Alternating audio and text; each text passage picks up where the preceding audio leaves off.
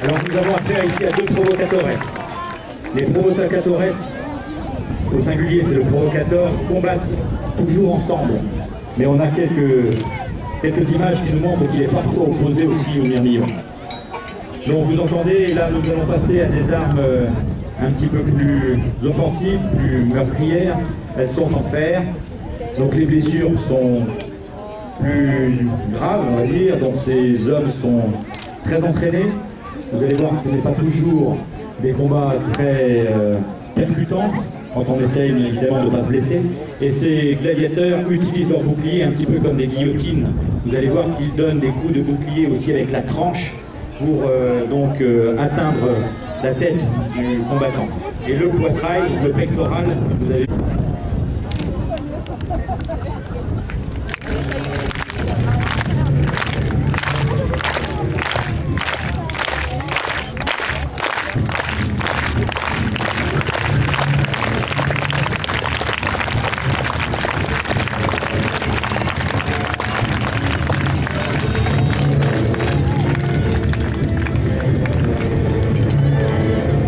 On va chercher par-dessus le bouclier, par-dessous aussi. Vous voyez comment les coups de tranche sont portés.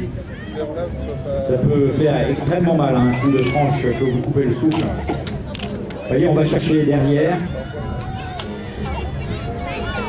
Nous sommes à mi-chemin entre les parmoulati, les petits boucliers, les scoutaki, les grands boucliers. On a un bouclier de taille intermédiaire qui permet donc cette escrime très offensive qui a donné le nom à cette catégorie de gladiateurs, les provocateurs, comme on le comprend un petit peu en français.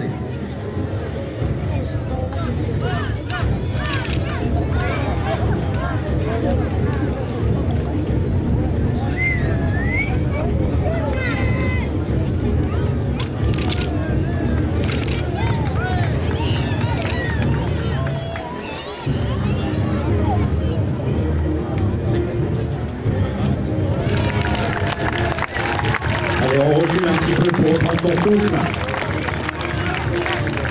Il faut imaginer que dans une après-midi de jeu, où avaient lieu les combats de gladiateurs, on pouvait produire entre 10 et 15 combats, pas plus. C'est-à-dire que les combats étaient produits les uns après les autres, et non pas tous ensemble, comme on le voit souvent au cinéma. Donc les combats durent quelques minutes. Vous voyez à quel point ça peut être assez violent comme combat.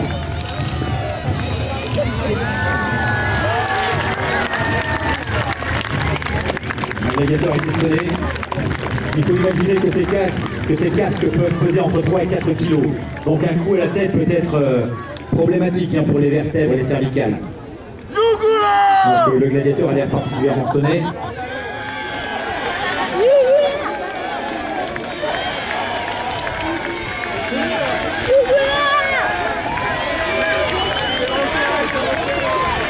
Et il reprend le combat.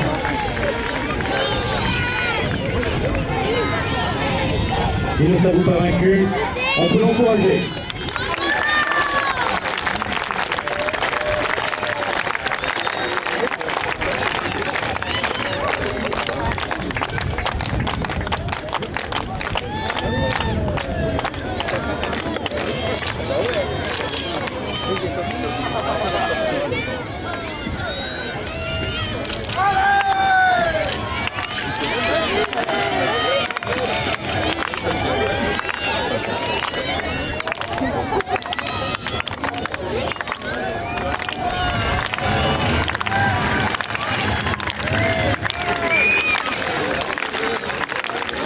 Une défaillance.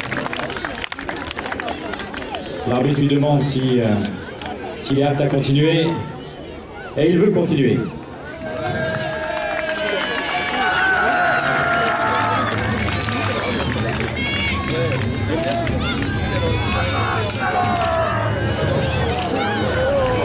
Troisième défaillance, ça devient pénible pour le gladiateur.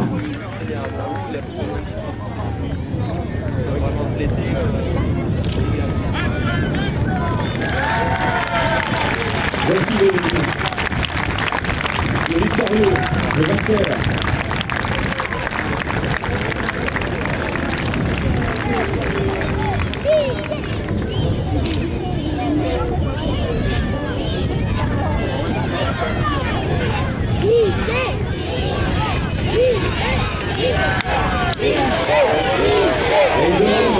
Ça va, monsieur, ça va. Que dit le public? Que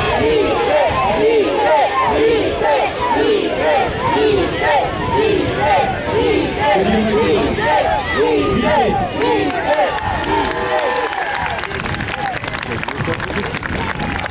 Bien heureux que vous soyez dans la Rome.